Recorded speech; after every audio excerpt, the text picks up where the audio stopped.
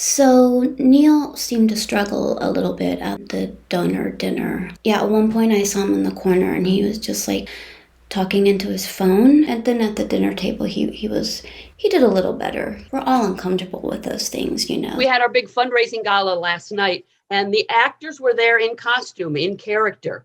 It's sort of a little treat that we have for the angel donors. One person I found very interesting, I was very charmed by him, is I think his name was Lynn. Talked to Gina, who of course is the owner at the Delmonico where I go for my tarts. Glenn comes into Delmonico's every morning because he absolutely loves our butter tarts. This is an odd town. He was interviewing me for the company, which I was very flattered by.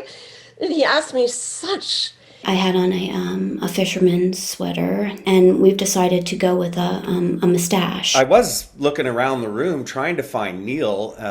I saw him back at the near the door of things, and he was looking at his phone, I think. Just between you and me, don't publish this, but he wants to stage the whole thing in a giant fishbowl. That's a very bold artistic statement, and we have come to expect bold artistic statements from Neil. I realize he's like an actor's dream director because he's always pushing buttons and getting away from the cookie cutter, preconceived ideas. he has unconventional ways of staging plays.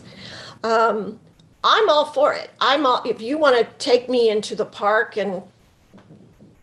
Glenn was there. He was documenting the whole event. I haven't seen him since we maybe saw each other, maybe didn't see each other, you know. I started across the room to say hi. He, Wouldn't you know, halfway across the room, it strikes me. you know, so he came up to me and, The imp of the perverse just brings these thoughts to one at the wrong time. I'm thinking about Zeno's paradox and how... he was like, I like your mustache. So it, you know, we both just like chuckled, you know, so, yeah, it was really nice of him to just kind of, yeah, you know, that we could laugh about it. You know, even if I ran like hell, I'm only getting halfway there each time I start across the room, and you can keep cutting that half indefinitely. Yeah, so same old Glenn, you know, he's a good guy, so yeah. But I did get across somehow and said hello to Monique, and she was great. It was really nice. She was...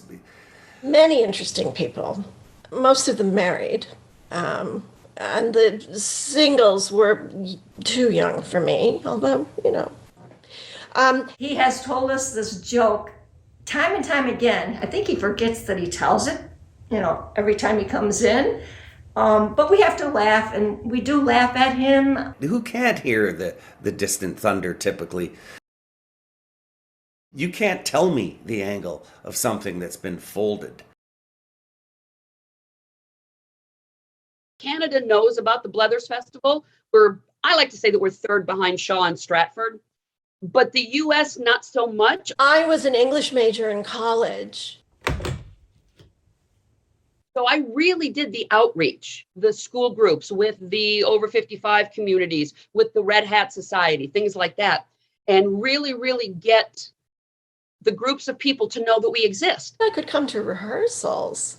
I think that would be fun. I won't say a word until after. Yeah, so that was that. That was last night. Any old Wednesday, you know, you go into your kitchen, you open the kitchen cupboard, you take out a teacup.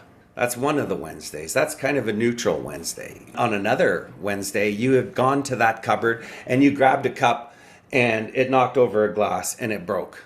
And, you know, that's that kind of Wednesday. And on the third Wednesday, I don't know if Auden's been into the cupboards or what's going on, but you open it up and you see the crack in there and you realize that opens up the laneway to the land of the dead. Wednesdays are like that. We all get on the up and we all go down on the down, but, you know,